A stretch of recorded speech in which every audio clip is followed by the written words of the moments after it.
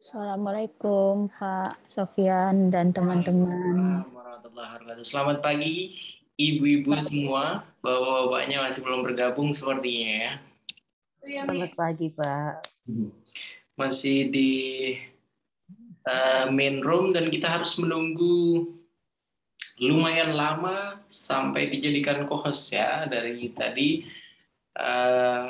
Di awal padahal sudah saya infokan kalau kita masuk untuk hari terakhir ini di 7.30 karena hari terakhir Insya Allah untuk hari terakhir ini nanti hanya sampai pukul 9 saja ya, Bapak Ibu. Jam 9, kemudian nanti silahkan Bapak Ibu guru mempersiapkan untuk pengisian post-test. Nah, jadi ada jeda waktu sekitar berapa ya, 30 atau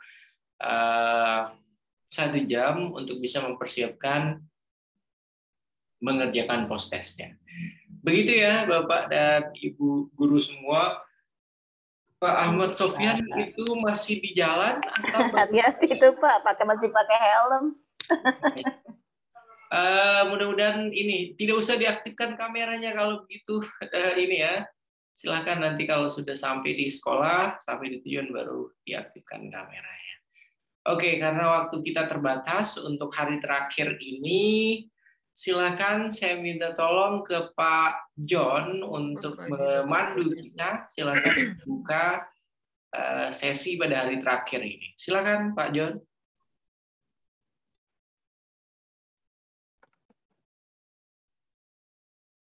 Bismillahirrahmanirrahim. Assalamualaikum warahmatullahi wabarakatuh. Waalaikumsalam warahmatullahi wabarakatuh. Bapak Ibu yang saya hormati, Pak Sofyan yang selaku pembimbing materi pada hari ini, marilah kita bersama-sama untuk sebagai pengantar untuk kegiatan kita pada hari ini dengan kita membaca Ummul Quran, surat Al-Fatihah. Mudah-mudahan apa yang kita lakukan pada hari ini mendapatkan ilmu yang barokah dan bisa diimplementasikan ke anak-anak kita. Bismillahirrahmanirrahim. Kita sama-sama mengucapkan surat Al-Fatihah untuk mendahului kita ini. Mudah-mudahan untuk pengantar surat Al-Fatihah ini bisa untuk mengantar kegiatan kita ini. Al-Fatihah.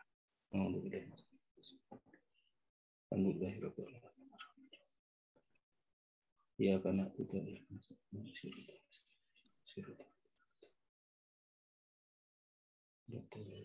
amin, amin, amin. Terima kasih. Akhir kalam. Assalamualaikum warahmatullahi wabarakatuh. Terima kasih banyak Pak John. Selanjutnya silakan siapa yang akan memandu kita untuk ice breaking? Silakan. Kemarin sudah di ini ya, sudah ditunjuk kemarin siapa?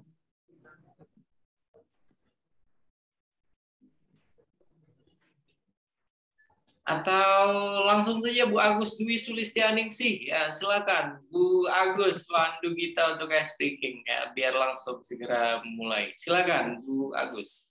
Baik Bapak, terima kasih kesempatannya. Assalamualaikum warahmatullahi wabarakatuh. Salam sejahtera untuk kita semua, Bapak Ibu yang ada di depan saya. Selamat pagi Bapak Sofyan. Kita akan memulai dengan ice breaking. Kaget juga, tapi sebisa saya. Ice breaking-nya nanti kita sambil berdiri ya Pak, Bu. Jadi kita misalnya saya bertanya, selamat pagi, gitu. Bapak Ibu menjawab, hormat dulu, selamat pagi, gitu. Terus tangannya dinaikkan, pagi, pagi, pagi, seperti itu, sampai 3 kali. Terus kalau saya tanya lagi, selamat pagi. Kalau saya kenceng, Bapak Ibu menjawabnya kenceng juga, ya. Pagi, pagi, pagi, gitu. Terus saya akan bertanya, siapa kita? Biologi, gitu ya Bapak Ibu. Siapa kita? Biologi. Kalau saya mengalun nadanya, siapa kita? Biologi. Jawabnya begitu ya Bapak Ibu. menjawabnya 3 kali. 3 kali juga. Terus kalau saya bilang biologi, Bapak Ibu menyanyi. Tangannya digerakkan ke kanan, biologi, biologi. Habis membuat tanda love di atas kepala. Biologi. Tetap di hati. Pakai tangan saranghe ya Bapak Ibu. Kita coba dulu ya Bapak Ibu sambil duduk Bu Agus kalau berdiri mukanya nggak kelihatan. Kenapa Pak? Kalau berdiri mukanya nggak kelihatan, duduk tegak aja. Oh ya, duduk bersiap ya Pak ya. Oke, baik. Saya coba ya Bapak Ibu. Kita hormat dulu. Selamat pagi. Pagi, pagi, pagi. Selamat pagi. Pagi, pagi, pagi. Siapa kita? Kok nggak ada yang jawab? Biologi. Biologi. Ya lemes. Saya tenang loh Bapak Ibu. Takutnya kemalaman. Baik. Siapa kita? Biologi. Biologi. Biologi. Biologi. Biologi. Biologinya Biologi. ya Bapak Ibu. Kalau saya bilang siapa kita? Biologi. Siapa kita? Biologi. Biologi. Siapa kita? Biologi. Biologi. Biologi. Nah, Bapak Ibu nyanyi, tangannya ke kanan dulu. Biologi. Biologi. Tutup di atas kepala. Biologi. Tek. Tetap di hati. Pakai saran Bio. Baik ya, Bapak Ibu kita mulai ya. Selamat pagi. Pagi. Pagi. Pagi. Pagi. Pagi. Selamat pagi. Pagi. Pagi. Pagi. Pagi. Pagi. Speaking. Siapa kita? Biologi. Kita Biologi. biologi. Biologi. Biologi. Tetap di hati. Tetap di hati. Hanya itu dari saya. Terima kasih Pak Sofyan. Oke, terima kasih banyak ya Bu Agus Dwi Sulistianingsih yang sudah memandu kita untuk melakukan ice breaking. Ditunjuk dadakan dan langsung beliau sudah bisa memandu ya. Jadi pengalaman ketika mengajar di sekolah internasional saya kira terlihat ya. Jadi siap setiap saat ketika ditunjuk. Begitu ya Bapak dan Ibu guru semua. Oke, kita mulai saja sesi hari terakhir. Sesi hari terakhir itu biasanya sesi yang menyedihkan untuk saya dan sesi yang membahagiakan untuk Bapak dan Ibu. Bentar. Ya. Pak Kenapa Sofyan, menyedihkan maaf. bagi saya? Karena Saya ini teman saya, senior saya, ini Bu Isliwarni tidak bisa ini dulu izin dulu sebentar karena dipanggil rapat oleh kepala sekolah. Izin Bu Is, nanti mungkin akan masuk secepatnya kalau sudah selesai.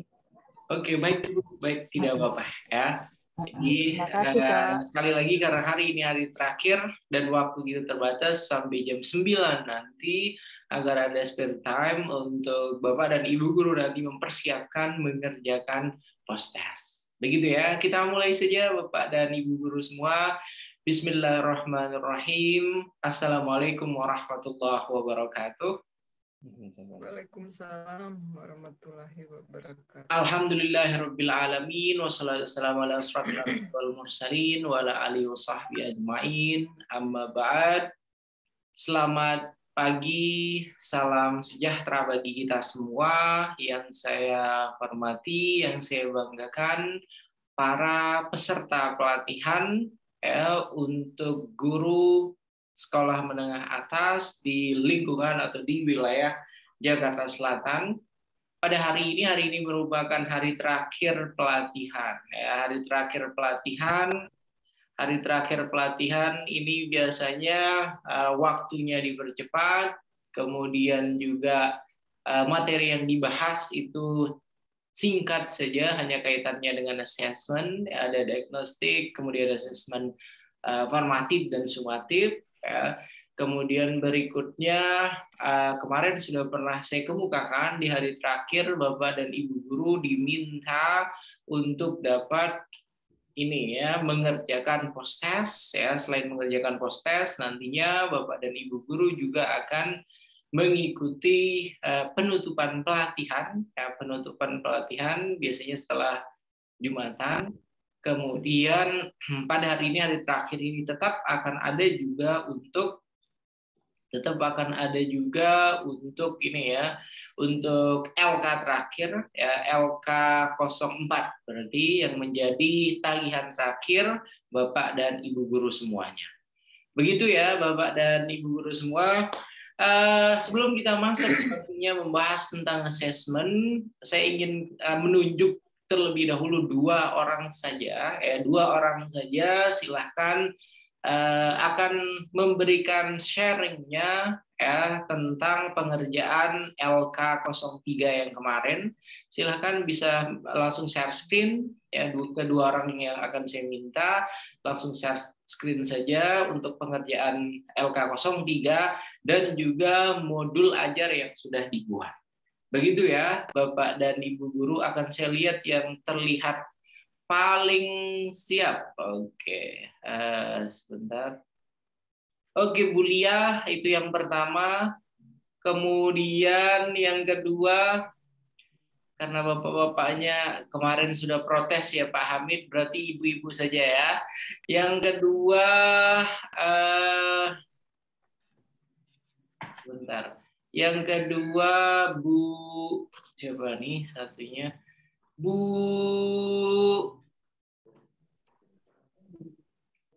oke, yang kelihatan sudah siap Bu Anissa Fani ya. Jadi kedua ini ya, itu yang kedua.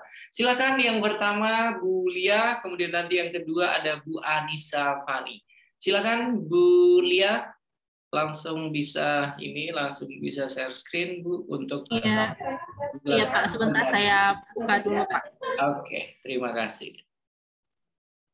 Dan bagi yang tidak ditunjuk setelah ini silahkan, saya ingin mendapatkan masukannya, komentarnya tentang pengerjaan LK yang sudah dibuat oleh Bu Lia dan Bu Anissa.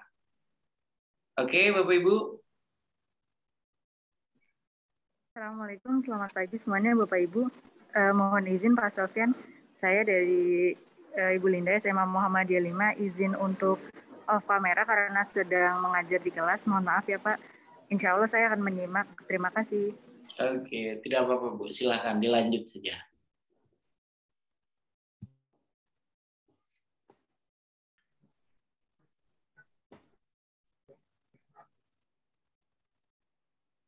Assalamualaikum. Waalaikumsalam. Wih, selamat datang. Rupanya susah juga ya Pak ya masuk ke breakout biologi A. Gampang kok Pak, cepet tadi. Susah kenapa Pak Dwi Santoso? Iya, harus minta tolong dengan Pak Radit dulu tadi, baru bisa masuk. Oh ya, tidak apa-apa Pak Dwi ya. Karena tadi lumayan lama juga menunggu ini tadi, Pak, ini yang di-share LK03-nya apa yang modulnya, Pak? LK03, di dalam LK03 itu kan pembuatan modul juga sebenarnya. Oh, kemarin soalnya saya nguploadnya LK03 sendiri, terus yang modulnya masih dalam perjalanan, Pak, masih ngedit. Perjanjian kita kemarin sebelum apa untuk modulnya, Bu Lia? Sebelum jam berapa mengumpulkan? Belum jam 8. Belum jam 8, dan ini sudah jam 8:07. Ya tidak apa-apa, yang iya, ini Pak. Semampunya saja untuk modulnya, silakan. Iya, sebentar Pak.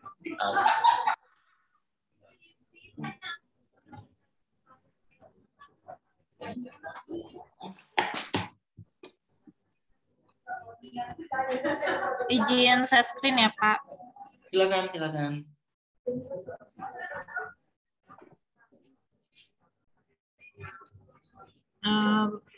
Baik, terima kasih atas kesempatannya. Assalamualaikum warahmatullahi wabarakatuh.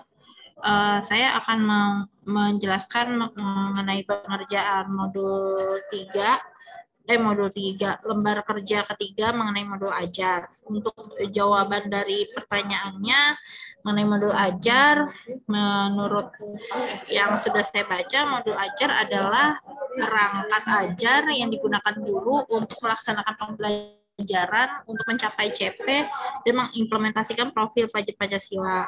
Nah, modul ajar ini merupakan penjabaran dari ATP dan disusun sesuai dengan fase atau tahap perkembangan peserta didik. Nah, untuk komponen-komponennya itu terdiri dari informasi umum, diantaranya itu ada identitas sekolah, kompetensi awal, profil pelajar Pancasila, sarana dan prasarananya, lalu target peserta didik, serta model dan metode pembelajaran yang akan digunakan. Sedangkan untuk komponen intinya meliputi tujuan pembelajaran, pemahaman bermakna, pertanyaan penanti, kegiatan pembelajaran, asesmen yang akan digunakan, remedial dan pengayaan, serta refleksi peserta didik dan guru. Untuk lampirannya nanti ada LKPD, bahan bacaan, dan glosarium, serta bahan referensi atau daftar pustaka. Nah, tujuan dari adanya modul ajar ini itu untuk meningkatkan motivasi dan gairah belajar bagi peserta didik, mengembangkan kemampuan peserta didik dalam interaksi langsung dengan lingkungan dan sumber belajar. Maksudnya di sini dia bisa belajar sendiri dulu tanpa harus kita jelaskan terlebih dahulu. Jadi dia bisa mengeksplorasi tersendiri karena nanti modul belajarnya bisa kita share ke anak-anak langsung. Lalu yang ketiga untuk mengukur atau mengevaluasi hasil belajar. Nah, langkah-langkah yang harus kita lakukan sebelum menyusun modul ajar. Yang pertama, menganalisis kondisi dan kebutuhan. Di situ bisa dilihat dari latar belakang sekolah, sarana dan prasarana apa yang kita miliki. Terus yang kedua, mengidentifikasi dan menentukan dimensi profil pelajar Pancasila apa yang akan kita gunakan. Lalu menentukan ATP-nya berdasarkan capaian pembelajaran yang sudah ada, lalu membuat modul ajarnya, nanti pelaksanaan pembelajaran, maaf ini typo, pembelajaran, terus yang keenam, melakukan evaluasi dan tindak lanjut setelah pembelajaran untuk perbaikan pembelajaran ke depannya. Nah, untuk kelebihan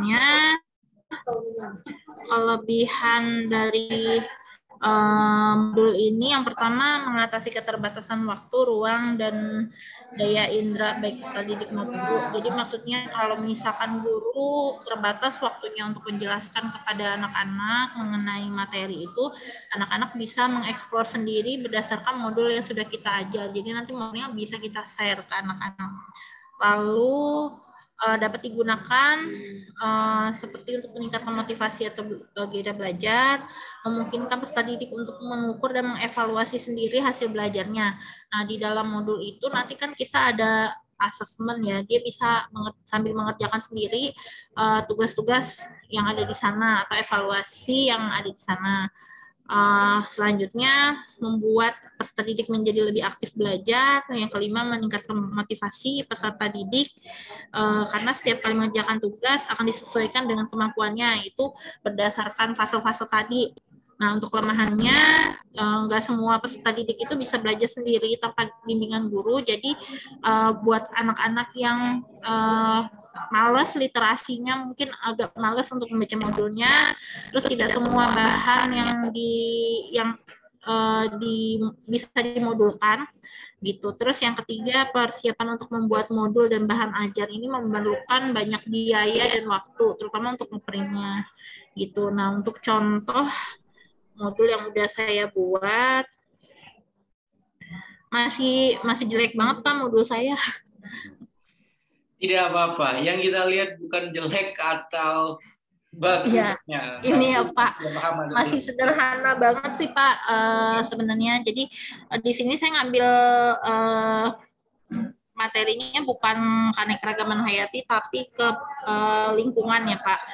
Di sini tadi dari komponen yang harus ada kan ada identitas sekolahnya. Di sini saya udah masukin karena saya mengajar di SMA 63, jadi saya tulisnya di sini, dan untuk tahun pembelajaran yang tahun depan.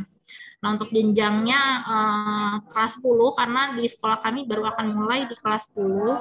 Alokasi waktunya 2 jam pelajaran atau 1 pertemuan. Jadi saya nggak bikin langsung untuk yang satu capaian pembelajaran tapi per pertemuan gitu. Untuk profil pelajar Pancasila yang mau saya pilih itu ada takwa terhadap Tuhan Yang Maha Esa, berpikir kritis, mandiri, gotong royong, berkebinekaan global, terus kreatif dan inovatif. Untuk sarana dan prasarana yang dibutuhkan itu ada laptop, handphone. Ini untuk anak yang sinkronus dan asinkronus karena saya mau pakai blended rencananya, Pak. Terus untuk modelnya antara learning inquiry tapi dengan model blended ya Pak itunya. Terus metodenya diskusi, tanya jawab, dan observasi. Nah, untuk tujuan pembelajaran dari CP yang saya pilih itu menganalisis data pengamatan tentang hubungan antar komponen biotik dan abiotik, perannya dalam ekosistem, dan mengaitkannya dengan keseimbangan lingkungan. Jadi nanti anak-anak di sini bisa menyajikan data berupa laporan tertulis. Nanti di LKPD-nya saya sesuaikan. Nah, untuk pertanyaan pemantiknya, saya kasih pertanyaan anak-anak untuk mencoba mengamati lingkungan yang ada di sekitarnya, terus mereka disuruh mencari apa yang ditemukan, lalu apakah di lingkungan itu hanya terdiri dari makhluk hidup saja, kalau tidak dijelaskan, terus kira-kira apa peranan mereka bagi kehidupan. Lalu pembelajaran bermaknanya itu peserta didik akan memahami bahwa mereka hidup dalam satu sistem di mana komponen satu dengan komponen lainnya itu akan saling berkaitan.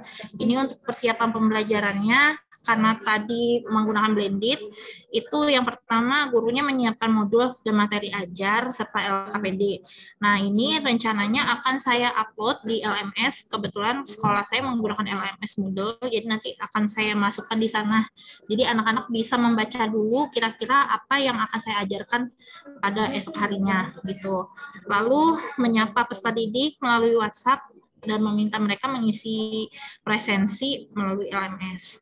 Nah, untuk kegiatan pembelajarannya, karena tadi menggunakan blended, jadi kalau PTM tidak memungkinkan untuk dilakukan, maka saya akan melakukan PJJ dengan cara sinkronus dan asinkronus gitu. Nah, untuk kegiatan pembelajarannya ini Pak, untuk pembukaannya, terus untuk persepsinya, nanti kalau misalkan kegiatannya PTM, rencananya anak-anak itu akan belajar di lapangan gitu, di sekitar lingkungan sekolah. Nanti mereka saya arahkan untuk ke taman untuk melihat bahwa di sekitar taman itu ada apa aja. Dia suruh mencari tahu ada komponen biotik atau abiotik apa yang ada di sekitar mereka. Terus untuk dengan cara sinkronnya nanti karena dia dari rumah, mereka nanti akan saya tanya di sekitar rumahnya ada apa aja yang termasuk kategori komponen biotik dan abiotiknya gitu. Sedangkan untuk yang asinkron nanti saya akan kasih gambar di situ di kolom diskusi, nanti saya ajukan pertanyaan apa saja komponen yang ada dalam ekosistem itu. Terus apakah di situ hanya ada makhluk hidup atau ada benda matinya gitu. Itu untuk persepsinya. Nanti mereka kalau asinkronus biasanya akan di kolom komentarnya biasanya akan diisi sama mereka untuk menilai keaktifan mereka. Terus untuk di kegiatan inti, nanti kalau misalkan bisa terrealisasi PTM, maka saya akan bentuk 4-5 orang, lalu nanti mereka saya kasih LKPD. Terus nanti mereka disuruh baca LKPD-nya dulu sebelum mereka ke sekitar sekolah gitu. Nah, untuk yang PJJ sinkron nanti saya minta mereka untuk observasi lingkungan di sekitar rumahnya secara individu karena nggak memungkinkan untuk mengerjakan secara berkelompok. Begitu pula dengan yang asinkron. Terus untuk penutupannya nanti ada post test. Kebetulan post test postesnya karena kemarin saya buru-buru Pak bikinnya, jadi saya bikin postesnya cuma 5 soal. Waktunya kurang lebih 15 menit untuk postes, nanti mengerjakan kuis di LMS. Nah, untuk yang sinkron maupun asinkron juga sama.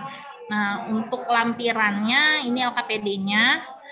LKPD-nya sudah saya siapkan, jadi nanti dikasih pengantar dulu materi-materinya, terus nanti ada lembar kegiatan diskusinya. Jadi di sini ada pengamatan ekosistem di lingkungan sekitar sekolah atau di sekitar tempat tinggal gitu. Jadi kalau yang tadi saya bilang kalau memungkinkan untuk PTM maka dia akan mengamati lingkungan sekitar sekolah. Kalau dia tidak memungkinkan untuk PTM atau secara sinkronus dan asinkronus, maka dia akan mengamati wilayah sekitar tempat tinggalnya. Lalu di sini ada tabel hasil pengamatannya, lalu ada pertanyaan untuk diskusinya. Ini belum selesai Pak tabelnya. Saya mau bikin tabel untuk jawabannya karena belum selesai. Jadi belum ini. Lalu nomor 2 ini pertanyaan juga, terus nomor 3 saya kasih masalah untuk dia mengamati gambar itu, terus mereka disuruh menjelaskan kira-kira faktor pembatas apa yang menyebabkan keanekaragaman hewan dan tumbuhan itu berbeda dengan yang ada di tempat lain. Lalu nanti menyimpulkan. Nah, ini ada rubrik penilaiannya karena belum rapi ya Pak, masih acak-acakan. Terus di sini nanti ada tindak lanjut hasil penilaiannya. Jadi di sini untuk pertanyaan dari yang tabel tadi hasil temuannya dia itu ada nilainya. Terus nanti pertanyaan dari diskusi, kalau dia menjawabnya lengkap saya kasih skor lengkap dan benar 4. Terus kalau masih kurang tepat 3, kalau misalkan kurang lengkap 2, kalau tidak lengkap saya kasih 1. Gitu. Terus nanti kesimpulan dia membuat kesimpulan dengan lengkap 2, kalau tidak lengkap 1. Nah, ini tabel perkembangannya. Dari sini nanti bisa kelihatan apakah anak itu sudah memahami materi atau belum, dilihat dari jawaban yang ada di LKPD tadi. Nanti tindak lanjut penilaian bagi siswanya. Nah, untuk materi ajarnya ini yang tadi modulnya, jadi ini nanti akan saya set sendiri untuk mereka bahan bacaan di rumah. Ini sebentar Pak. Nah, terus di sini juga saya tampilkan video YouTube. Ini YouTube orang sih Pak. Cuman kalau nanti dia nge-scan barcode di sini akan diarahkan langsung ke YouTube channel. Jadi kalau misalkan mereka ada anak-anak dengan hambatan belajarnya slow learner, dia lebih suka belajar dengan mendengarkan audio, dia bisa men-scan barcode itu atau diklik langsung di icon QR code-nya ini, bahkan maka dia akan langsung terarah ke YouTube. Terus untuk postesnya baru 5 Pak pertanyaannya, karena saya buru-buru belum selesai juga. Baru sampai sini saja Pak. Jadi yang kemarin saya upload baru LK03-nya, lampiran modulnya rencana mau saya upload baru pagi ini, karena pas saya lihat ternyata sampai tanggal 8 sampai jam 7 gitu Pak. Mohon maaf Pak atas keterlambatan dan kekurangannya. Terima kasih. Oke, terima kasih banyak Ibu Lia Yusdati. Mari kita beri tepuk tangan Bapak dan Ibu guru semua, luar biasa ya. Walaupun belum dikumpulkan, yang terpenting sudah memahami pembuatan modul ajar, kemudian segera dikirimkan sekarang ya, Bu Lia, ya segera di-upload ke LMS. Oke? Dan ya Pak, tinggal bikin tabel Pak. Oke, silakan dilengkapi tabelnya dulu, kemudian langsung di-upload. Selanjutnya kalau tidak salah tadi siapa ya tadi yang kedua, Bu Anissa Fani ya? Iya, silakan Bu Anissa Fani. Assalamualaikum warahmatullahi wabarakatuh. Selamat pagi Bapak Ibu. Mohon maaf sebelumnya saya izin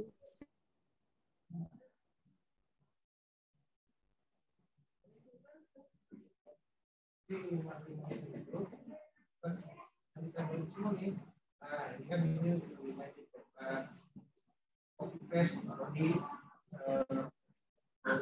itu pertama. Ini isunya ya. Ya. Ada yang bisa mendengarkan Ibu Anissa Fani, Bapak Ibu? Belum ada suaranya, Pak. Belum ada suaranya ya. Belum bersuara.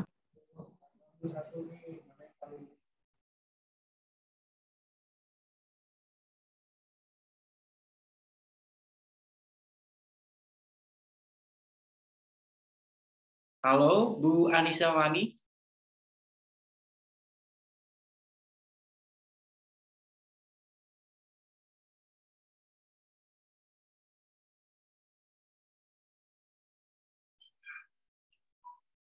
Terlempar mungkin ya, beliau. Iya, mohon maaf Bapak Ibu, saya koneksi internet di laptop kurang memadai, jadi saya nggak apa-apa ya Bapak ya, nggak apa-apa kalau pakai handphone. Tidak apa-apa, silakan. Nggak apa-apa, oke baik kalau gitu. Oke. Sebentar, mohon maaf ya Bapak Ibu.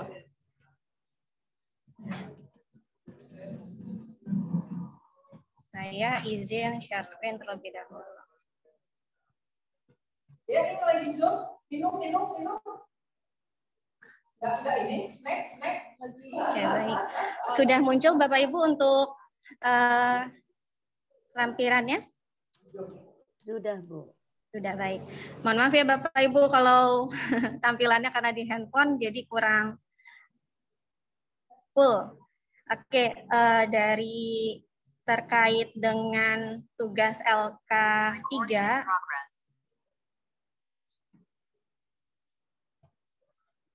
sebentar. Saya keluar dulu dari yang Zoom ini.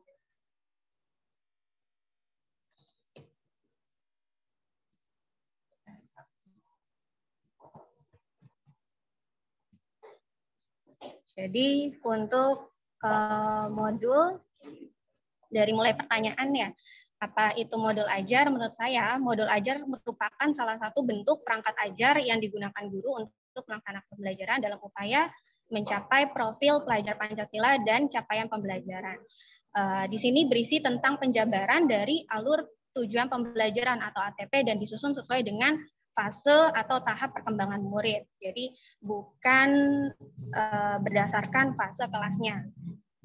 Bukan berdasarkan tingkatan kelas, tapi berdasarkan fase perkembangan mental anak atau siswa. Kemudian untuk pertanyaan kedua, komponen-komponen dari modul ajar itu terdiri dari yang pertama adalah rumusan tujuan instruksional yang eksplisit dan juga spesifik. Kemudian yang kedua, di sini tujuannya merumuskan dalam bentuk tingkah laku yang diharapkan dari siswa setelah mereka mempelajari modul. Kemudian yang kedua itu adalah petunjuk guru. Di petunjuk guru ini memuat penjelasan bagi guru tentang bagaimana pengajaran yang nantinya terlaksana atau akan dilaksanakan. Kemudian yang C, lembar kegiatan siswa. Di lembar kegiatan siswa ini berisi materi pelajaran yang harus dikuasai oleh siswa. Kemudian yang D, lembar kerja siswa yang berisi pertanyaan-pertanyaan yang ada pada lembar kegiatan dan harus dikerjakan siswa setelah selesai menguasai materi. Kemudian yang E, kunci lembar kerja. Di sini siswa dapat mengoreksi sendiri jawaban yang sudah dia kerjakan berdasarkan kunci lembar kerja. Kemudian yang F, lembar evaluasi yang berupa post-test dan juga rating scale. Dari hasil post-test inilah yang dijadikan guru untuk mengukur tercapai atau tidaknya tujuan dari modul oleh siswa. Kemudian yang terakhir ada kunci lembar evaluasi yang di sini merupakan tes dan rating scale beserta kunci jawaban yang tercantum pada lembar evaluasi, disusun dan dijabarkan dari rumusan-rumusan tujuan pada modul. Kemudian yang ketiga, untuk tujuan penyusunan modul ajar. Tujuan penyusunan dari modul ajar memiliki tujuan, kalau saya tulis di sini ada 3. Yang pertama adalah agar peserta didik dapat belajar secara mandiri tanpa atau dengan bimbingan pendidik. Kemudian yang kedua, agar peran pendidik Di sini maksudnya adalah guru tidak terlalu dominan dan otoriter dalam kegiatan pembelajaran. Nah, kan merupakan kurikulum Merdeka Belajar, di mana siswa juga punya peran penting dalam kegiatan pembelajaran. Kemudian yang ketiga, melatih kejujuran dari peserta didik. Kemudian pertanyaan keempat, tentang langkah-langkah penyusunan dari modul ajar. Langkah-langkah di sini saya susun berdasarkan teori dari Sujana dan Rifai, yang terdiri dari yang pertama menyusun kerangka modul. Menyusun kerangka modul, kemudian yang kedua menulis program secara rinci, yang terdiri dari beberapa bagian, yaitu pembuatan petunjuk guru, lembar kegiatan siswa atau LKS, kemudian lembar kerja siswa atau LK. Kemudian yang keempat, lembar jawaban, yang kelima lembar tes, dan yang keenam adalah lembar jawaban tes. Kemudian dilanjutkan dengan daftar pustaka. Yang kelima, tentang kekurangan dan juga kelebihan dari modul ajar jika dibandingkan dengan FPT. Saya rangkum untuk kelebihan dari modul ajar. Yang pertama adalah mengatasi keterbatasan waktu, ruang, dan daya indera, baik siswa maupun guru. Yang B, dapat digunakan secara tepat dan bervariasi seperti untuk meningkatkan motivasi atau gairah belajar dari siswa, kemudian mengembangkan kemampuan dalam berinteraksi langsung dengan lingkungan belajar. Kemudian yang C, halo Ibu, mohon izin, mohon maaf langsung ke contoh modul ajarnya saja ya. Ya, baik. Okay. Saya langsung ke modul ajar biologi. Saya di sini ngambil materi dari kelas 10 semester 1 dengan bab keanekaragaman makhluk hidup, interaksi dan peranannya di alam. Nah, maaf ya Bapak Ibu untuk tampilannya jadi kurang jelas karena di handphone. Untuk fasenya di sini identitas modul yang pertama terdiri dari fase karena kelas 10 jadi masuknya ke fase E dengan jenjang SMA. Untuk kelas atau semesternya di kelas 10 semester 1. Kemudian perkiraan jumlah siswa itu per kelasnya 34 untuk mode pembelajaran. Di sini blended learning karena masih mencampurkan antara pembelajaran tatap muka dan juga pembelajaran jarak jauh atau PTM dan PJJ. Untuk alokasi waktunya 11 kali 45. Kemudian yang B terdiri dari kompetensi awal terkait dengan bab ini, mempelajari tentang ciri-ciri makhluk hidup, organisasi kehidupan, dan juga kompetensi awalnya adalah peserta didik cenderung mengalami miskonsepsi pada keanekaragaman hayati tingkat gen. Jadi banyak yang keliru dari peserta didik untuk membedakan antara keanekaragaman hayati tingkat gen. Kemudian yang C, profil pelajar Pancasila. Nah, ini kan memang yang membedakan ya dengan RPP sebelumnya. Untuk profil pelajar Pancasila di bab ini adalah beriman, kemudian bertakwa kepada Tuhan Yang Maha Esa, dan berakhlak mulia, berkebinekaan global, bergotong royong, mandiri, bernalar kritis, dan juga kreatif. Untuk sarana dan prasarana, kurang lebihnya sama, terdiri dari komputer dan perangkatnya serta buku panduan siswa. Kemudian untuk yang E, target peserta didik, ada peserta didik reguler atau tipikal, ini maksudnya adalah peserta didik umum yang tidak ada kesulitan dalam mencerna dan memahami materi ajar. Kemudian pencapaian didik dengan pencapaian tinggi, mencerna dan memahami dengan cepat, mampu mencapai keterampilan berpikir tingkat tinggi atau HOT, dan memiliki keterampilan yang memimpin. Kemudian yang F, mode pembelajarannya tadi ya, karena memang di sini mencampur PTM dan juga PJJ, jadi mode pembelajarannya adalah blended learning dengan menggunakan PJBL atau Project Based Learning, terintegrasi pembelajaran berdiferensiasi berbasis SEL atau Social Emotional Learning. Untuk kompetensi intinya terdiri dari tujuan pembelajaran, kemudian pemahaman bermakna, kemudian yang ketiga pertanyaan pemantik. Di sini pemantik atau guru mencoba untuk memberikan pertanyaan kepada peserta didik, cobalah kalian memperhatikan tanaman di taman, jadi kan lebih jelas gitu ya, lebih langsung mengamati yang ada di lingkungan. Kemudian amati bentuk daun, bentuk bunga, warna bunga, bentuk batang tanaman, dan terus ditanyakan juga apa yang kalian temukan, apa semua tanaman yang kalian lihat memiliki ciri-ciri yang sama, mengapa ada keanekaragaman pada tumbuhan. Kemudian yang keempat, persiapan pembelajaran. Di sini guru mempersiapkan seperti komputer dan seperangkatnya, kemudian stick karakter, KPD, dan juga lembar asesmen. Untuk kegiatan pembelajarannya, di sini contohnya adalah dengan langkah-langkah TBM dalam 1 kali pertemuan yang berjumlah 3 jam pelajaran. 4 kali pertemuan jadi 11 kali 45 menit. Kegiatan pembelajarannya terdiri dari, untuk tabel kegiatan pembelajaran terdiri dari kegiatan pembelajarannya, dari mulai pendahuluan, kemudian inti, kemudian akhir ya, penutup. Kemudian selanjutnya di tabel juga berisi tentang sintak model pembelajaran. Kemudian deskripsi dari kegiatannya dijelaskan beserta dengan alokasi waktunya per menit. Jadi kurang lebihnya hampir sama dengan RTP. Kemudian selanjutnya ini adalah skema mata pelajarannya. Selanjutnya, setelah skema pembelajaran dilanjut dengan asesmen. Di sini asesmennya terdiri dari asesmen diagnostik atau non-kognitif. Jadi di sini guru meminta kepada peserta didik untuk menceklis sesuai kondisi emosi yang mereka rasakan. Jadi gambaran emosinya seperti ini untuk yang diagnostik. Dengan tambahan pertanyaan, apa yang sedang kamu rasakan saat ini dan bagaimana perasaanmu ketika belajar biologi. Kemudian asesmen yang kedua adalah asesmen kognitif atau asesmen formatif. Di sini jenis penilaiannya terdiri dari pengetahuan, keterampilan, dan juga sikap. Di mana pengetahuan terdiri dari tes dan non-tes, keterampilan non-tes, sikap, dan juga, kalau untuk sikap itu non-tes juga. Dengan teknik observasi.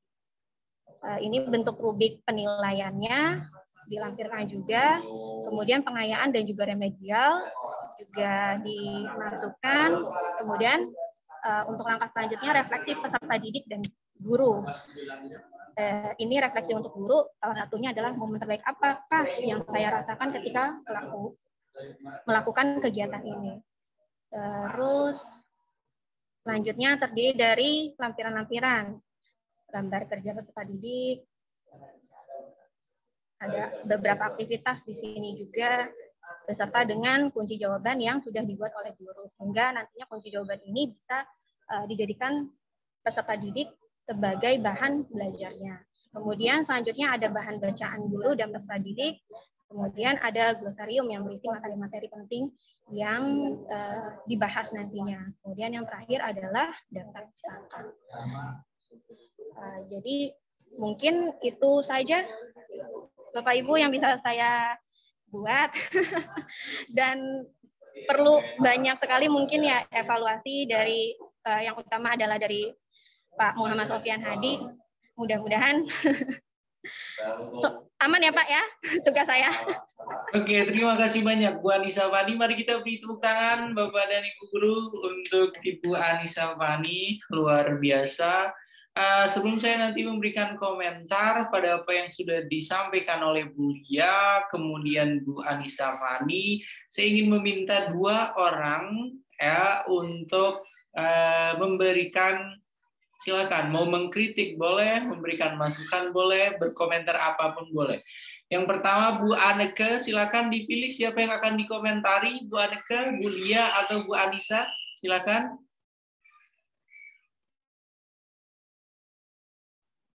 Bu Marlia, Pak. Oke, Bu Anneke akan memberi komentar kepada Bu Lia. Kemudian selanjutnya Pak Dwi Santoso, berarti akan memberikan komentar kepada Bu Anissa Fani ya tadi. Gitu ya, silakan kita mulai dengan Bu Anneke versus ini ya, versus siapa? Bu Lia. Silakan Bu Anneke. Versus Bu Lia. Terima kasih Pak Sofyan atas kesempatan yang diberikan. Saya hanya mengomentari 2 saja dengan modul yang sudah dibuat sama Bu Lia. sudah bagus modulnya menurut saya, karena saya juga membuat seperti itu. Cuman ada yang kurangnya di Bulia itu, target peserta didik itu tidak ada. Kemudian asesmen diagnostis non-kognitif juga tidak ada. Nah, sementara kan kalau kita memberikan pembelajaran, kita harus melihat peserta didik itu. Jadi kita bisa membedakan peserta didik yang umum, yang tengah, kemudian yang tinggi. Nah, itu ya, Bu Lia. Kemudian asesmen diagnosis kognitif. Nah, itu kan kita sebelum kita memberikan pembelajaran, kita harus mengetahui dulu anak-anak yang akan kita ajar, karena memang diminta dari kurikulum Merdeka itu sebelumnya kita harus mengetahui dulu anak-anak yang kita ajar nanti. Misalnya yang kognitif itu, misalnya seperti contoh, mengetahui kesejahteraan fisiologi siswa seperti apa. Ya, contohnya kemudian sosial emosi siswa, atau misalnya mengetahui kondisi keluarga yang ada di rumah, agar supaya kita bisa mengetahui keberadaan siswa. Jadi kita tidak bisa melihat siswa itu sama semua, kondisi sosial keluarga. Jadi kita bisa memilah, oh anak ini seperti ini. Seperti yang sudah pernah saya lakukan awal, jadi kita mendiagnostik anak. Ada yang mengatakan, saya tidak mau belajar biologi, saya hanya mau belajar fisika. Nah, tapi kan kita tidak bisa langsung memberitahu anak itu, kenapa kamu tidak mau? Pokoknya kita sudah mengetahui anak itu tidak mau belajar biologi, tapi pada pembelajaran akhirnya saya memberikan pembelajaran ya.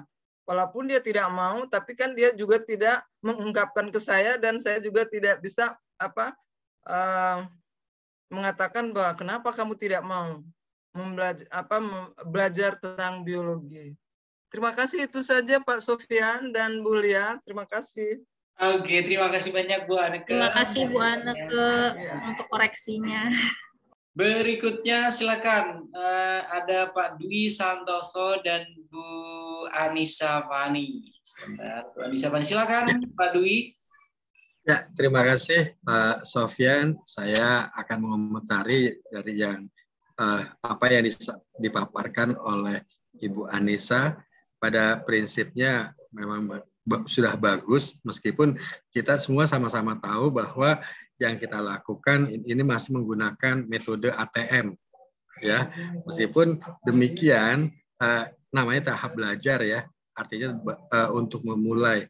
Ada beberapa yang saya sampaikan melihat, yaitu apa yang dipaparkan itu agak sedikit sulit ya dipahaminya ya, karena mungkin formatnya ya, sehingga tulisannya banyak sekali ya, sehingga orang baru melihat juga sudah sepertinya ini bagaimana gitu ya. Nah, itu yang kedua, yaitu yang berkaitan dengan tes non diagnostik ya. Tadi juga sudah bagus, ini modelnya sangat mudah sekali dipahami ya, dengan menggunakan apa istilahnya semacam gambar gitu ya. Jadi tinggal mencontreng saja bagian yang mana. Tetapi di sini pertanyaannya aja yang belum ada gitu ya. Kemudian di sini tadi saya mungkin nggak sempat melihat ya tentang yaitu metode yang digunakan ya, metode yang digunakan. Kalau di situ sintaknya ada, tapi di bawahnya saya tidak melihat. Ya mungkin kehilafan saya barangkali tidak begitu jelas. Dan prinsipnya apa yang dibuat oleh Anissa sudah bagus ya. Dan saya ya cukup salut juga dengan waktu yang sesingkat itu bisa diselesaikan. Ya mungkin Bapak dan Ibu guru yang lain bisa memberikan komentar juga. Dari saya cukup sekian. Terima kasih Pak Sofyan. Oke, terima kasih banyak Pak Dwi Santoso. Yang lain ada yang ingin menambahkan komentar untuk kedua pengerjaan LK yang sudah dilengkapi tadi oleh Bu Lia maupun Bu Anissa? Ada yang ingin memberikan komentarnya, Bapak Ibu? Atau cukup? Boleh saya Pak sedikit Oh, aja. silakan. Ibu Agus, Baik. silakan Bu Agus. Saya juga masih meraba-raba juga, sedang proses juga. Yang saya lihat belum ada pengetahuan prasyarat. Jadi ketika kita ingin mengajarkan lingkungan, kita berbicara pengetahuan tentang abiotik, biotik gitu, pengetahuan prasyaratnya apa? Itu belum. Pengetahuan prasyarat ini karena akan menjadi dasar nanti kita pemberian konsepnya tersebut. Kemudian pertanyaan yang pemantik itu dibuat lebih lebih menarik begitu. Karena dari pernyataan pemantik ini ya dari pemantik ini seperti yang saya contohkan, seperti yang saya buat, saya sedang membuat tentang virus. Nah, kebetulan saat ini adalah sedang terjadi COVID-19. Nah, pernyataan pemantik saya bercerita kronologis bagaimana virus COVID ini bisa menjadi wabah dunia seperti itu. Jadi akan lebih menarik dan anak akan merasa tertantang seperti itu. Kemudian tampilannya, karena modul ini kan dipakai selama beberapa kali pertemuan. Jadi tidak hanya berupa kata-kata, mungkin saya juga tidak bisa Canva, Pak, jujur aja, tapi saya berusaha pakai snipping tool, saya tempel-tempelin begitu supaya menjadi menarik. Ketika virus, saya gambarkan virus itu sebagai makhluk yang tangannya panjang, mulutnya lebar, pokoknya yang serem seperti itu. Kemudian urut-urutannya bagaimana? Sebentar, saya buka punya saya sebentar ya Pak. Urut-urutannya juga saya berikan kolom-kolom seperti itu supaya jelas, lebih menarik daripada kita membaca urut-urutan kata-kata, karena ini kan akan diberikan ke siswa ya. Jadi biar siswa itu merasa enak, ada variasinya, tidak hanya melulu tulisan saja seperti itu. Mungkin hanya itu Pak, sedikit tambahan dari saya Pak Sofyan. Terima kasih. Oke, terima kasih banyak Bu Agus. Yang lain ada lagi Bapak Ibu? Ada Maaf Pak Sofyan, boleh saya bertanya untuk ke Bapak? Silakan Pak Dwi, bagaimana Pak? Saya melihat ada beberapa tampilan tentang modul ajar ya. Kemudian saya berpikir begini ya Pak ya, apakah dalam pembelajaran ini ya khususnya seluruh Indonesia, apakah tidak ada standarisasi Pak ya? Artinya standar ini yang nantinya digunakan untuk semacam pemetaan atau yang lainnya, seperti halnya mungkin saya masih orang yang paradigma lama ya, seperti melihat adanya EPTANAS, kemudian ada ujian nasional, itu kan berguna untuk pemetaan, untuk mengetahui yaitu seberapa intennya atau berapa majunya tentang proses pembelajaran di satu daerah. Memang tidak sama. Kalau misalnya yang seperti ini memang akhirnya saya melihat seperti agak sulit juga untuk dijadikan bahan pemetaan. Mungkin Bapak bisa memberikan satu pencerahan, Pak. Oke, terima kasih banyak Pak Dwi Santoso. Langsung saya jawab saja ya sebelum saya memberikan komentar untuk Bu Lia dan Bu Anissa Fani. Kaitannya dengan pakem yang ada di dalam modul ajar, ya, di dalam contoh yang sudah saya berikan melalui LMS itu kan ada dua ya Pak Dwi. Jadi yang pertama itu khusus untuk mata pelajaran biologi, kemudian untuk SMA, ya, kemudian satunya itu contoh untuk yang SMK.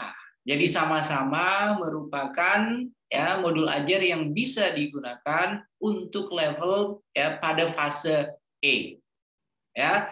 Jadi sekali lagi seharusnya yang dijadikan contoh ketika Bapak dan Ibu guru membuat contoh modul ajar tentunya adalah contoh modul ajar biologi.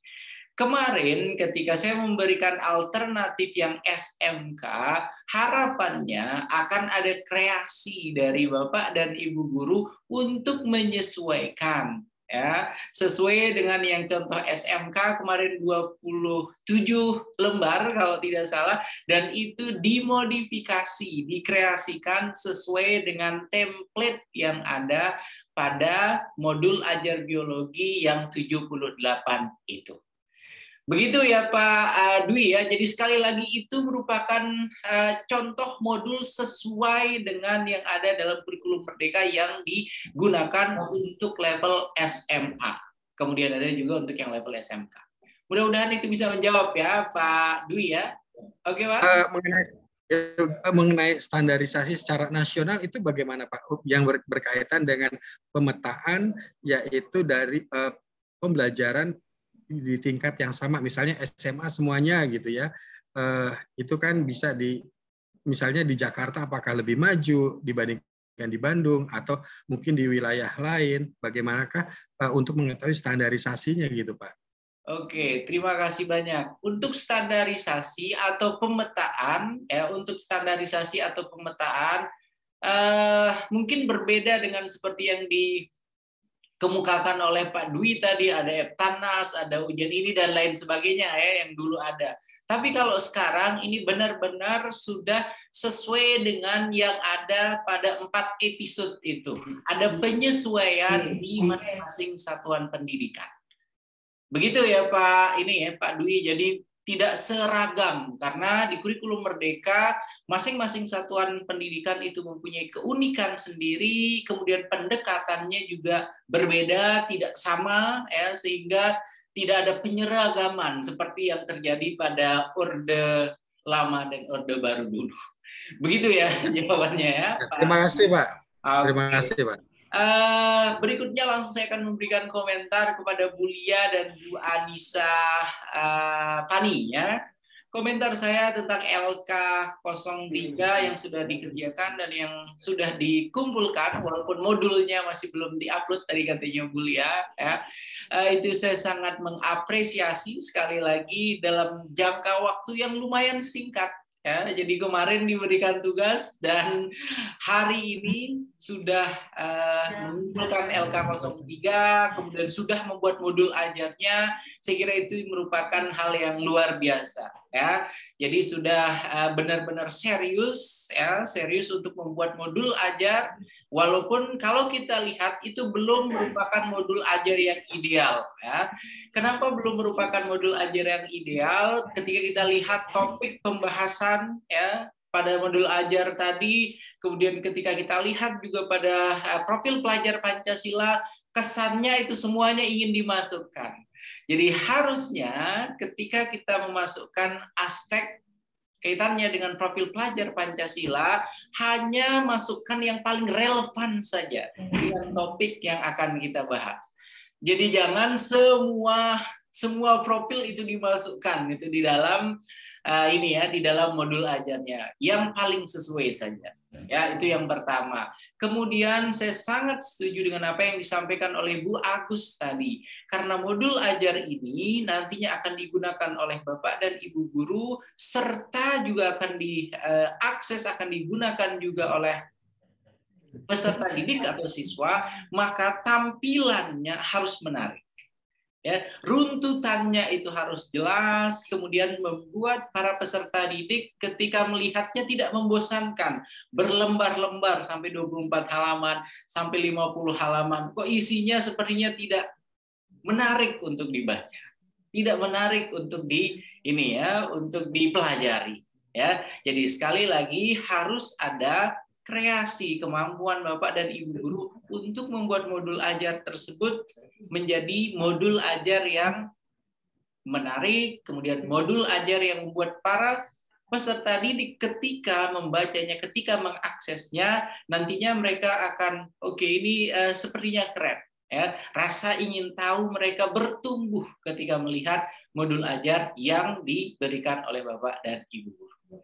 Begitu ya yang kedua. Kemudian komentar terakhir saya, karena mengerjakannya sepertinya terburu-buru, ya jelas ya buru-buru karena waktunya singkat sekali. Jadi masih banyak elemen-elemen yang masih belum dimasukkan ke dalam modul ajar Bapak dan Ibu guru semua. Ya, tadi kaitannya dengan ada yang benar yang disampaikan oleh Bu Anneke, Pak Dwi, kemudian Bu Agus tadi ada elemen kaitannya dengan asesmen diagnostik, kemudian juga kejelasan jenis pendekatannya seperti apa, model, metode, medianya juga masih belum terlalu clear dijelaskan ya. Jadi mudah-mudahan ketika nanti Bapak dan Ibu guru akan mengajar langsung ya, akan mulai untuk mengimplementasikan kurikulum Merdeka, paling tidak nanti masing-masing sudah oke, idealnya seperti ini. Ya, jadi sudah bisa membuat modul ajar, sudah bisa merangkai capaian pembelajaran, dikembangkan kemudian di alur tujuan pembelajaran sampai dengan modul ajar. Ya, saya kira Bapak dan Ibu guru semua nanti siap untuk mengimbaskan sharing praktik baik, sharing kemampuan Bapak dan Ibu guru kepada guru lainnya di sekolah masing-masing. Sehingga nanti ya masing-masing sekolah, kurang lebih ada 30-an sekolah, itu guru-gurunya nanti sudah dapat mengimplementasikan juga kurikulum Merdeka Belajar. Cukup jelas ya Bapak Ibu ya? Oke? Insya Allah. Oke, terima kasih banyak dan sebentar lagi ini sudah pukul 9 pagi ya, jadi langsung saya akan masuk ke topik Boleh nanya terakhir. sedikit nggak Pak? Silakan gimana? Iya, terima kasih. Terima kasih atas kesempatan diberikan. Mohon maaf. Saya bertanya apakah modul ajar ini melibatkan siswa, karena kan targetnya siswa. Sementara kita membuat modul ajar itu dasarnya melihat spesifikasi siswa.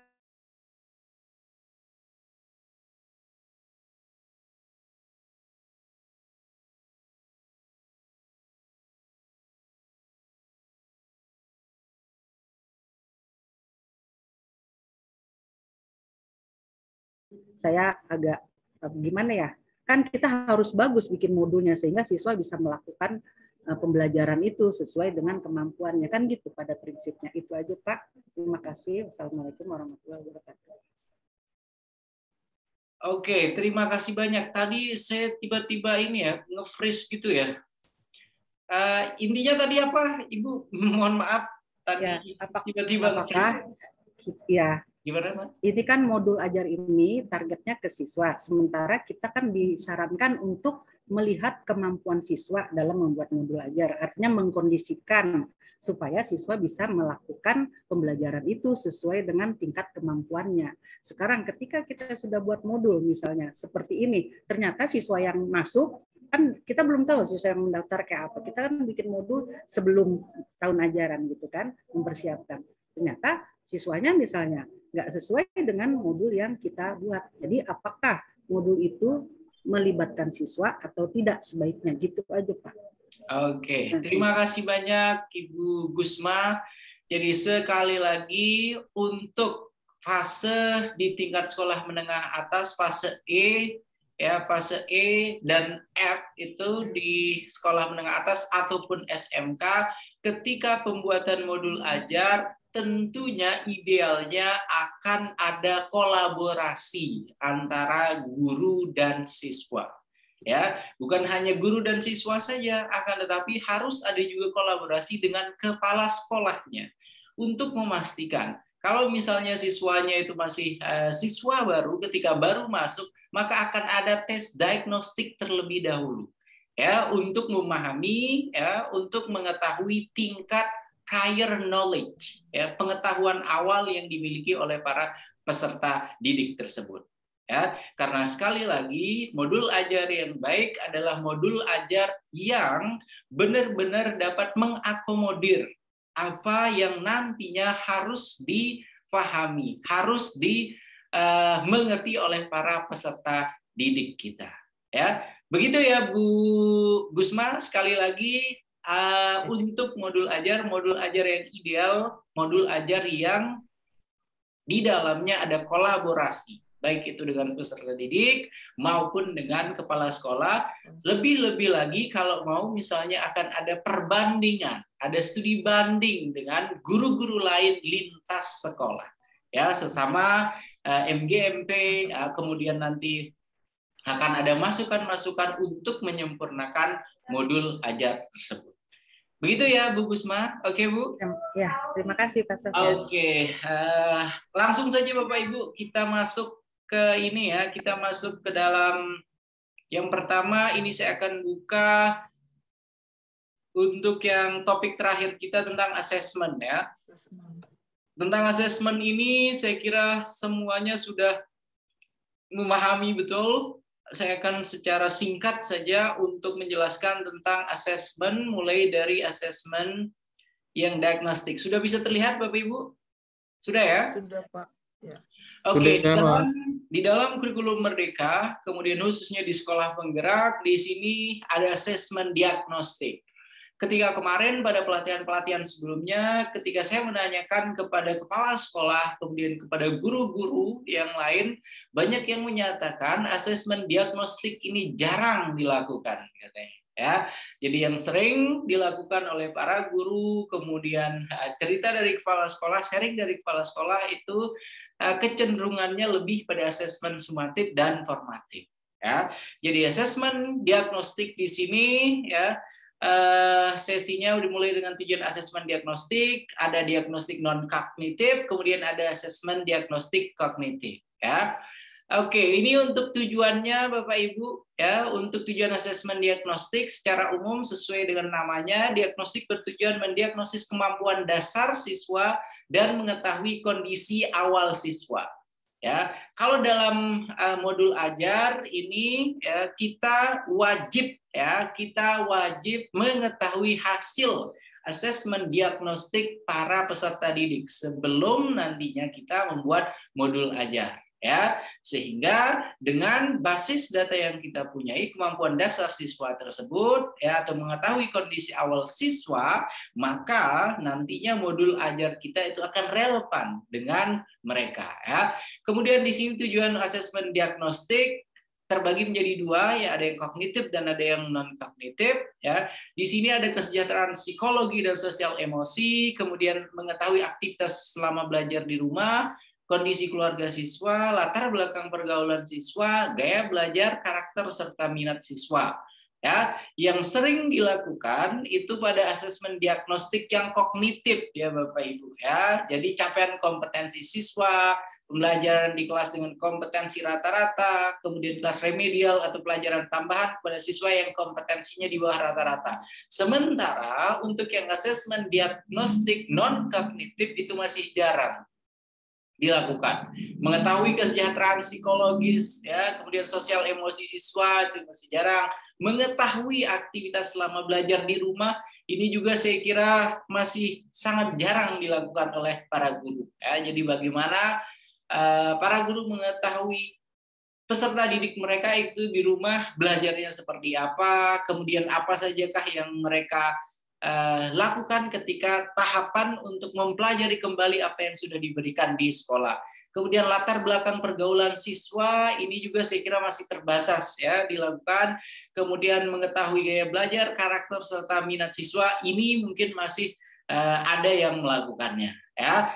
Kemudian untuk yang contohnya saya kira ini tadi sudah sangat jelas ya Bapak Ibu. Untuk yang asesmen diagnostik non kognitif ya, ini yang dikeluhkan oleh banyak kepala sekolah, oleh para guru-guru pada pelatihan-pelatihan sebelumnya yang mengatakan oke, ternyata asesmen diagnostik baik itu non kognitif maupun kognitif itu sangat penting untuk dilakukan ya dalam hal untuk benar-benar mengakomodir, untuk benar-benar dapat mengetahui, mengenali, mendiagnosa nantinya para peserta didik itu mereka ada pada level mana, kemudian gaya belajar mereka apa, kemudian kemampuan dasar ya, kompetensi mereka itu seperti apa, sehingga ketika mengikuti proses pembelajaran akan sesuai, akan match dengan kondisi real yang dihadapi oleh para siswa. Ya, ini untuk yang asesmen non kognitifnya. Ya, kemudian contoh ininya asesmen diagnostik non kognitif. Di sini ada beberapa pertanyaan ya yang bisa diberikan. Kemudian di sini juga cara lain yang bisa dilakukan di sini dengan cara bercerita, menulis, menggambar. Ini juga merupakan cara-cara yang bisa dilakukan ketika tahapan melakukan diagnostik ini ya, melakukan asesmen diagnostik non kognitif ya. Kemudian ada tindak lanjut ya. Tindak lanjut dalam asesmen diagnostik non kognitif ini identifikasi siswa dengan ekspresi emosi negatif dan ajak berdiskusi empat mata, kemudian menentukan tindak lanjut dan mengomunikasikan dengan siswa serta orang tua bila diperlukan. Ulangi pelaksanaan asesmen non kognitif pada awal pembelajaran ya. Kemudian yang berikutnya untuk diagnostik kognitif ya, saya kira ini sudah sangat ini ya familiar dilakukan oleh Bapak dan Ibu guru semua ya. Secara rutin disebut asesmen diagnostik kognitif berkala pada awal pembelajaran, akhir setelah guru selesai menjelaskan dan membahas topik dan waktu lain. Ya, ini untuk yang asesmen diagnostiknya ini bisa berupa asesmen formatif maupun asesmen sumatifnya. Begitu. Oke, satu lagi Bapak Ibu langsung akan saya jelaskan kaitannya dengan asesmen sumatif dan asesmen formatif. Sebentar ya.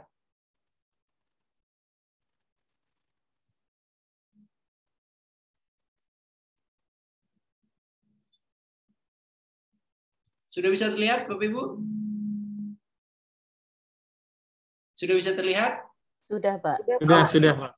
Oke, untuk yang asesmen formatif dan asesmen sumatif, tadi di awal ketika menjelaskan asesmen diagnostik ini merupakan asesmen yang sudah sangat familiar ya bagi Bapak dan Ibu guru semua, sudah sangat sering dilakukan ya. Jadi untuk yang asesmen formatif dan sumatif dalam kurikulum Merdeka di sekolah penggerak, di sini dimulai dari jenis asesmennya ya. Jadi asesmen formatif, asesmen sebagai refleksi proses pembelajaran, kemudian asesmen for, asesmen untuk perbaikan proses pembelajaran, dan yang terakhir di sini of ya, asesmen sebagai evaluasi pada akhir proses pembelajaran. Ya, jadi asesmen, kemudian ada learning ini atau pembelajaran, kemudian yang paling kanan ini ada asesmen sumatif ya. Konsep asesmen formatif dan sumatif, Bapak Ibu, asesmen formatif ini metode evaluasi yang dilakukan untuk evaluasi proses pemahaman murid ya atau siswa, kebutuhan pembelajaran dan kemajuan akademik selama pembelajaran ya. Asesmen formatif memantau pembelajaran murid dan memberikan umpan balik yang berkala serta berkelanjutan ya.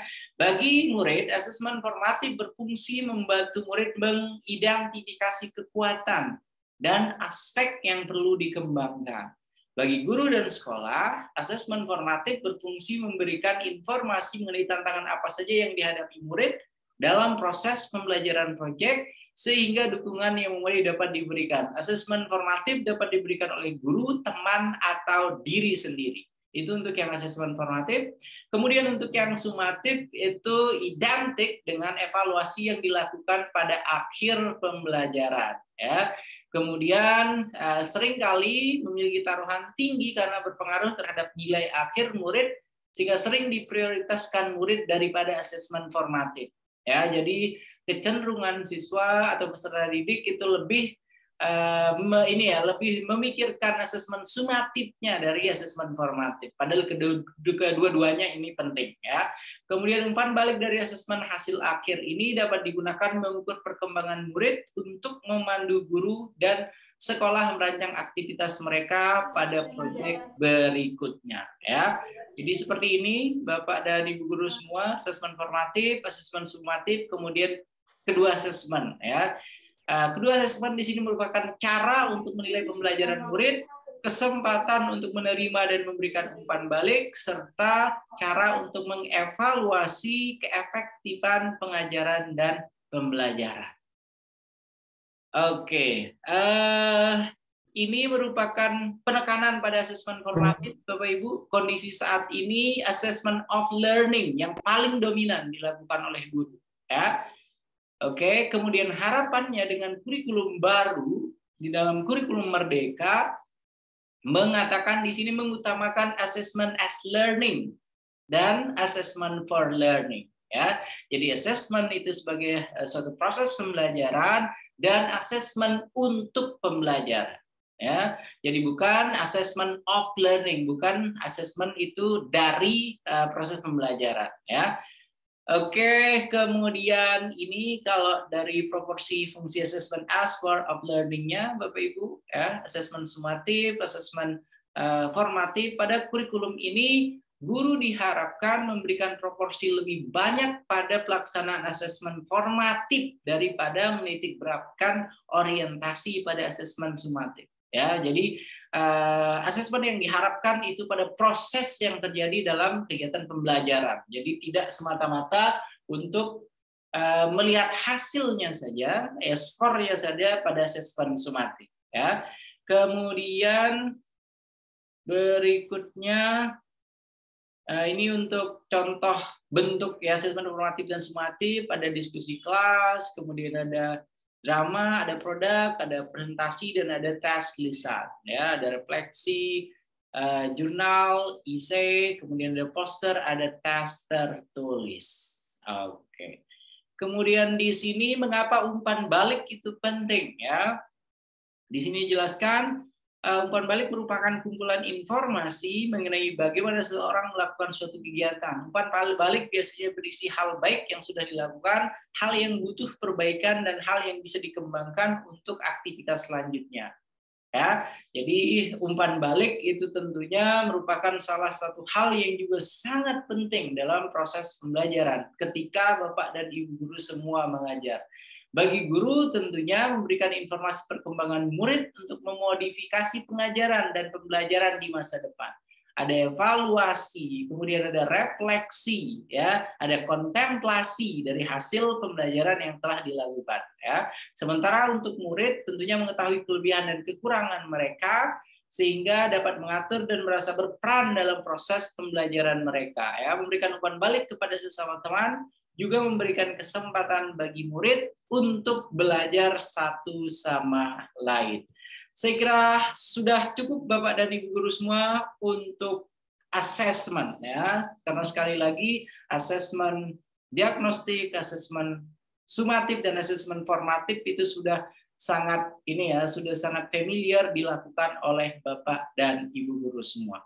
Oke, ada yang ingin ditanyakan? Silakan. Kalau tidak ada, kita cukupkan Bapak Ibu, karena sebentar lagi Bapak Ibu akan akan siap-siap untuk mengikuti post test. Dan harapannya biologi kelas A ini nantinya semua akan dapat 100 ya. Kalau tidak dapat 100, maka nanti nilainya akan saya kasih paling rendah 50 nanti ya. Jadi tidak lulus pelatihan ya. Begitu ya Bapak Ibu ya. Sudah ada Ibu Afrinawati, silakan Bu Afrinawati, ada yang ingin ditanyakan Bu? Iya Bapak, terima kasih. Assalamualaikum warahmatullahi wabarakatuh. Oke, saya dulu ya. Selamat pagi Bapak Ibu semuanya. Ada hal yang mengganjal buat saya gitu ya, dari kemarin pengen ditanyain, tapi kebetulan materi ini baru kita bahas hari ini. Yang pertama adalah dari modul yang dibuat teman-teman tadi, terus masukan juga dari Bu Anka tadi, kalau seandainya di awal itu kita harus ada asesmen non-kognitif, ya Bu ya, gitu maksudnya. Sama asesmen kognitif juga untuk mengukur sejauh mana sih sebenarnya kemampuan siswa kita itu yang pertama. Terus yang masuk pertanyaan saya adalah, apakah gitu ya Bu, apakah sama nggak sih asesmen non-kognitif kita ini antara yang dibikin antara guru mata pelajaran sama guru BK? Kan kita pernah tuh Bu dari awal diinformasikan sebenarnya yang melakukan asesmen non kognitif itu adalah guru BK di awal semester. Nah, apakah itu akan kita lakukan juga di setiap mata pelajaran, intinya seperti itu. Terus yang kedua, untuk asesmen kognitif di awal pembelajaran untuk mengukur siswa itu apakah harus selalu berupa tes yang kita lakukan seperti PG atau esai gitu, atau hanya bisa berupa pertanyaan yang memancing siswa. Jadi kalau seandainya pemantik itu ditujukan untuk memotivasi siswa gitu ya, pemantik itu untuk memotivasi siswa, boleh nggak hanya berupa pertanyaan, tapi yang kita ukur adalah pengetahuan siswa sebelumnya. Itu aja. Mungkin itu cukup, Bapak. Terima kasih. Assalamualaikum warahmatullahi Terima wabarakatuh. kasih banyak. Ya, waalaikumsalam. Terima kasih banyak Ibu Aprinawati. Jawaban untuk pertanyaan pertama, Bu Aprinawati, yang melakukan ya asesmen diagnostik baik itu non kognitif maupun kognitif itu adalah guru yang bersangkutan, guru yang membuat modul ajar ya. Jadi bukan mengharapkan guru BK lain jadi hanya mendapatkan laporan saja. Tidak. Idealnya masing-masing guru biologi, guru apapun yang ada di sekolah, masing-masing mereka melakukan asesmen diagnostik kognitif maupun asesmen diagnostik non-kognitif. Tujuannya apa? Agar ketika para guru tersebut itu mengajar, mereka sudah punya basic data tentang para peserta didik yang akan diajar. Ya, karena kalau kita mengandalkan dari hasil misalnya guru BK ya, dari hasil guru lain, belum tentu nantinya akan sesuai real dengan keadaan para siswa. Sehingga harus benar-benar diperhatikan masing-masing guru ya, baik itu guru biologi, guru bahasa Inggris dan lain sebagainya harus melakukan asesmen diagnostik non kognitif maupun asesmen diagnostik yang kognitifnya. Itu yang pertama ya, Bu Aprinawati. Kemudian yang kedua kaitannya dengan ini tadi ya, kaitannya dengan proses ini ya, proses asesmen kognitif awal. Kognitif awal itu apakah dengan tes saja atau dengan pertanyaan saja? Sekali lagi untuk diagnostik ini kognitif yang awal pertemuan ada banyak cara yang bisa dilakukan ya, dengan membuat permainan misalnya, dalam permainan tersebut ada memberikan stimulan untuk mengetahui pengetahuan awal siswa bisa dilakukan ya. Kemudian dengan memberikan interview sederhana juga bisa, tidak apa-apa. Memberikan tes juga tidak apa-apa. Sekali lagi tujuannya agar kita mengetahui letak pemahaman awal, prior knowledge dari masing-masing peserta didik itu seperti apa. Begitu ya Bu Aprinawati, semoga menjawab Ibu ya. Oke, terima kasih Pak. Oke. Pak Sofyan. Ya, silakan. Nanya sedikit. Silakan. Tadi membuat kayak permainan-permainan supaya anak-anak itu jadi ingat dan sebagainya, itu maksudnya role play atau gimana ya Pak? Oke, permainan itu banyak sekali educational games ya. Misalnya ketika pada pertemuan pertama Bapak dan Ibu guru nanti misalnya membahas kaitannya dengan apa? Kaitannya dengan sensor motorik dan lain sebagainya. Ya, itu ketika masuk nanti silahkan buat ada beberapa alat peraga kemudian di awal. Kemudian itu yang coba untuk diberikan kepada para peserta didik ya, itu bisa dengan cara seperti itu. Kemudian misalnya dengan ini mengenal kaitannya dengan keragaman ya, keragaman hayati dan lain sebagainya, masing-masing nanti para siswa diminta untuk melakukan game tebak-tebakan untuk mengetahui mereka sudah paham konsep tentang keanekaragaman hayati atau tidak ya. Bisa juga dengan games-games lainnya ya, games-games lain yang tentunya masuk dalam konsep educational games atau game yang berlandaskan pendidikan, game yang bisa digunakan dalam proses pembelajaran. Begitu ya Bu. Seperti kayak quizzes yang sesuai itu masih boleh ya? Boleh saja, silakan. Pakai Mentimeter, pakai Padlet, pakai aplikasi-aplikasi lain itu sangat bagus. Karena zaman saya dulu yang sebelumnya itu kayak membuat role play gitu, anak-anak itu jadi kayak ada drama-dramanya dikit gitu, jadi ingat. Ya, yang paling berkesan biasanya yang seperti itu ya Bu, yang apa? Yang guru kayak tentang virus HIV/AIDS gitu kan, membuat role play itu anak-anak itu sampai siapa yang jadi virusnya, siapa yang jadi apa leukosetnya, sel panglimanya gitu loh Pak. Jadi masih inget gitu. Nah, itu yang biasanya akan sangat berkesan bagi para peserta didik. Ya, begitu ya Bu. Oke Bu. Oke, saya kira ini kita sudah lewat 18 menit Bapak Ibu, dan setelah ini silakan persiapkan sekali lagi. Saya menantang Bapak dan Ibu guru untuk mendapatkan nilai 100 semuanya ya untuk post test. Yang muda Pak, Pentiumnya sudah. Jangan sampai post testnya nanti mendapatkan nilai di bawah 90 ya. 90 minimal, maksimalnya 100 ya. Oke. Jadi jangan sampai turun pokoknya nilai hasil dari pretest dengan post test. Harapannya nanti mudah-mudahan akan meningkat. Saya tidak mengkhawatirkan Pak Abdul Hamid, Bu Anneke, Bu Agus, tentu tidak. Tapi yang lain-lain ini yang tidak pernah kelihatan orangnya ya. Kemudian ada yang sibuk terus mengajar dari kemarin, hanya hari pertama saja muncul orangnya. Sampai hari terakhir sekarang tidak terlihat lagi orangnya ya. Oke, saya kira cukup Bapak dan Ibu guru semua. Untuk hari ini nanti LK-nya akan saya uploadkan. Kemudian saya juga ingin share satu ini Bapak dan Ibu guru, salah satu aspek terpenting dalam kurikulum Merdeka adalah peningkatan sumber daya manusia. Ya, peningkatan sumber daya manusia bagi guru. Cara yang paling sederhana untuk meningkatkan kompetensi sebagai guru itu dengan cara apa, Bapak dan Ibu guru semua? Cara yang paling sederhana, silakan Bapak Ibu.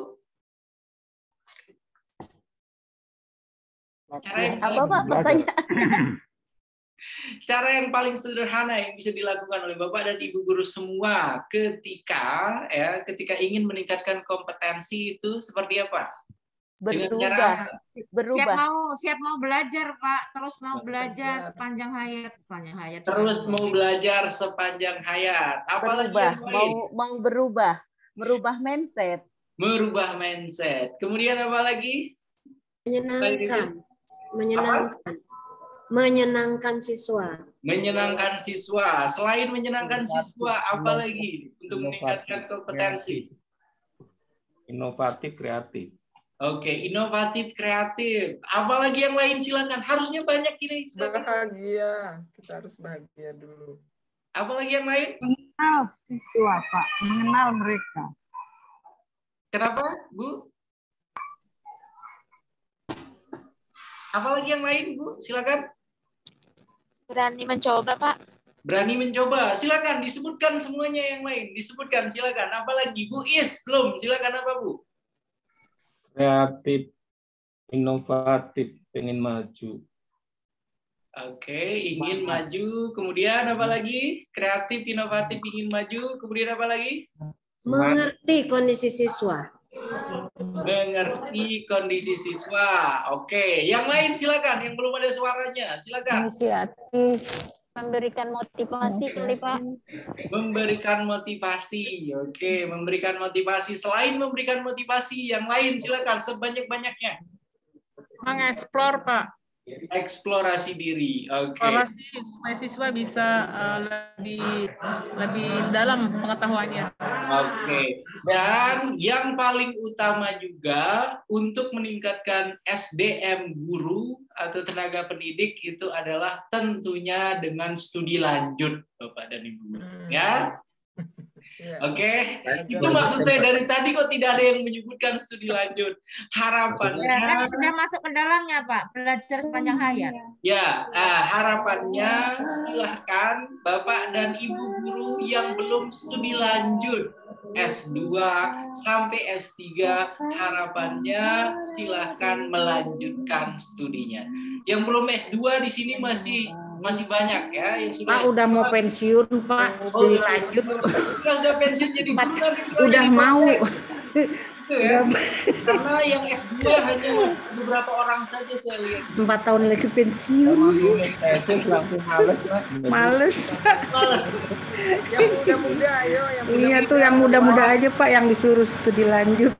Ya harapan yang muda-muda Bapak dan Ibu yang belum studi lanjut nanti akan memikirkan untuk studi lanjut ya.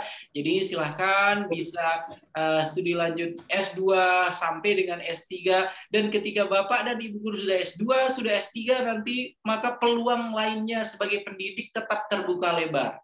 Sebagai dosen, tenaga pengajar itu Bapak dan Ibu guru semua itu pensiunnya sampai usia 75 tahun. Ya, jadi masih panjang sebenarnya ya. Jadi Bapak Ibu guru yang pensiun menjadi guru nanti bisa lanjut lagi karirnya menjadi dosen untuk terus meningkatkan ya kompetensi, terus meningkatkan pengetahuan Bapak dan Ibu guru. Karena seperti yang sudah saya kemukakan kemarin di awal, Bapak dan Ibu guru semua, Bapak dan Ibu guru semua itu punya hak ya untuk mengajar ketika kewajibannya untuk terus belajar itu telah ditunaikan, telah dituntaskan. Bapak dan Ibu guru semua itu tidak berhak untuk mengajar ketika Bapak dan Ibu guru sudah tidak lagi belajar. Begitu ya, saya kira cukup Bapak dan Ibu guru semua. Terima kasih banyak sudah menjadi peserta-peserta pelatihan yang luar biasa selama 5 hari ini. Dan jangan lupa bagi yang belum subscribe di YouTube channel itu, di YouTube channel saya, segera subscribe ya. Karena nanti nilainya pastinya akan berbeda bagi yang subscribe dan yang tidak. Begitu ya Bapak dan Ibu guru semua ya. Dan karena ini pertemuan terakhir kita, silakan saya minta tolong untuk senyum, buka kameranya ya. Buka kameranya agar saya bisa menyaksikan semuanya. Silakan senyumnya yang ikhlas ya, Bu Fauzia, yang ikhlas ya, jangan sedih gitu senyumnya ya. Saya tahu ini pertemuan terakhir, dan kalau kita ketemu, kalau misalnya Bapak dan Ibu guru ada waktu main-main ke kampus, ke Universitas Muhammadiyah Jakarta, kebetulan saya merupakan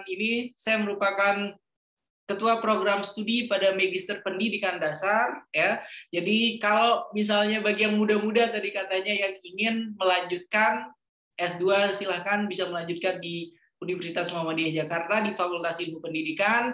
Ada Magister Pendidikan Dasar MPD, kemudian ada juga untuk yang Magister Teknologi Pendidikan MTP. Begitu ya Bapak Ibu. Cirendah ya Pak ya. Kenapa? Cirendah ya itu ya. Ya, yang di Cirendah benar yang di Cirendah. Ya, itu ada teman saya di situ dosen, mungkin ada Rudi Wahyono ya, Pak Rudi Wahyono. Fakultasnya banyak, program studinya ada 53 Ibu. Ya, ekonomi dia. Oh iya dia ekonomi. Saya di Fakultas Ilmu Pendidikan. Silakan, mohon izin Bapak Ibu untuk bisa memberikan senyum terbaiknya. Bu Anissa Fani, silakan senyum terbaiknya. 1, 2, 3. Oke. Slide satu lagi. Bu Bintang ini sepertinya gratis loh. Gratis dong. Bu Bintang belum tersenyum Bu Bintang ya. Bu Bintang bisa ini Bu. Oke. Ditutup. Oke, 1, 2, 3. Oke, saya kira cukup Bapak dan Ibu guru. Silakan setelah ini nanti bisa langsung mengecek LMS untuk LK terakhir, dan mudah-mudahan pengerjaan postesnya lancar semuanya. Saya yakin mudah-mudahan 50% nanti akan mendapatkan nilai 100. Itu saja. Maaf, Pak, mau nanya Pak, sampai jam berapa Pak? Untuk postesnya itu kita kembali ke main room atau gimana ya Pak? Ya, nanti untuk postesnya silakan menunggu arahan instruksi di main room saja. Gitu ya. Oh, jadi kita kembali ke main room nih Pak, habis ini. Ya, nanti akan diinfokan kalau tidak salah di grup WhatsApp juga, di grup WhatsApp Bapak. Oh ya, saya juga lupa, ini bagi Bapak dan Ibu guru semua, kalau misalnya ada hal-hal yang bisa yang bisa saya bantu, yang ingin ditanyakan, saya mohon izin untuk share nomor kontak saya Bapak Ibu, kalau misalnya ada yang ingin melanjutkan studi lanjut nanti ya untuk S2. Yang mau ditanyakan tadi Pak. Ya, oke. Ini nomor saya Bapak Ibu agar silaturahmi kita juga bisa ini ya, bisa terus berlanjut. Sudah saya share di kolom chat Bapak Ibu. Oke. Untuk kontak saya, silakan disimpan ya. Mudah-mudahan nanti kalau misalnya ada diskusi, kemudian ada kerjasama, kolaborasi perguruan tinggi dengan sekolah, nanti kita bisa bekerja sama ke depannya. Begitu ya Bapak Ibu ya. Pak Sofyan, sekali lagi, gimana? Pak Sofyan, usul. Gimana? Mungkin Iya, Pak Abdul Hamid boleh menyampaikan sepatah dua patah kata Pak untuk Bapak, karena kita kan bersama. Oke. Gimana? Silakan Pak Abdul Hamid. Bagaimana Pak Abdul Hamid? Silakan. Kan ketua kelas ya kemarin ya. Menyampaikan sepatah dua patah kata. Ya. Kan kita bersama ya Pak selama ini ya. Iya. Oke, nggak apa-apa Bu, baik Bu. Maaf ya Pak Sofyan ya. Ya, silakan tidak apa-apa. Iya, saya cepat-cepat aja karena kelihatannya mau buru-buru juga nih ya Pak Sofyan. Saya sebagai ketua yang ditunjuk pada angkatan ini mengucapkan terima kasih yang sebanyak-banyaknya kepada Pak Sofyan, dan bila selama pelatihan ini ada yang Pak Sofyan kurang berkenan, kami mohon maaf yang sebesar-besarnya. Terima kasih. Wassalamualaikum warahmatullahi wabarakatuh. Waalaikumsalam warahmatullahi wabarakatuh. Terima kasih banyak Pak Abdul Hamid yang paling senior ya, sepertinya di ya. Harusnya kalau misalnya sudah paling senior seperti ini akan diangkat menjadi kepala sekolah biasanya kalau di sekolah-sekolah yang ini ya.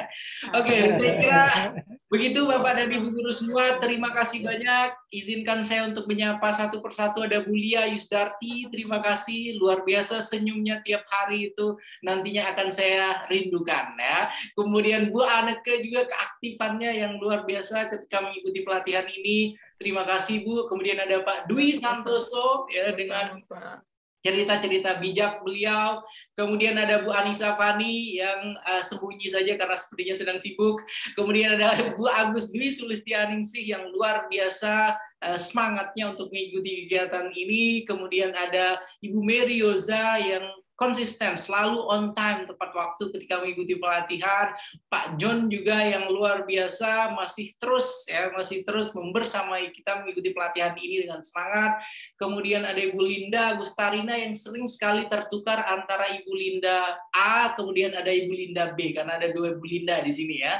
Kemudian ada Bu Bintang, terima kasih Bu Bintang yang sepertinya pada hari terakhir ini saking gembiranya tidak mau membuka mulutnya. Oke, kemudian ada Bu Gusma ya. Ada Bu Gusma juga yang luar biasa masih tetap semangat sampai hari terakhir. Kemudian, terima kasih Pak. Tri Fajar ini yang orangnya saya tidak tahu persis seperti apa karena hanya ada fotonya saja. Pak Ahmad Sofyan yang konsisten beberapa kali terlambat terus hadirnya. Ketika mengikuti pelatihan lain nanti on time ya Pak ya. Oke. Kemudian ada Ibu Dewi juga yang luar biasa ketika pertemuan pertama dengan Bu Dewi kemarin, ini sosok yang luar biasa. Kalau misalnya ada peserta yang paling aktif, paling ini Bu Dewi lah sepertinya yang akan memenangkan ya. Oke, kemudian ada Bu Fauziah Rosmaini ya, guru muda yang baru diangkat ya. Kemudian ada Ibu Pesta Siahan luar biasa. Kemudian ada Ibu Aprinawati dengan background buah-buahan di belakangnya, padahal masih pagi sudah memikirkan buka puasa ya.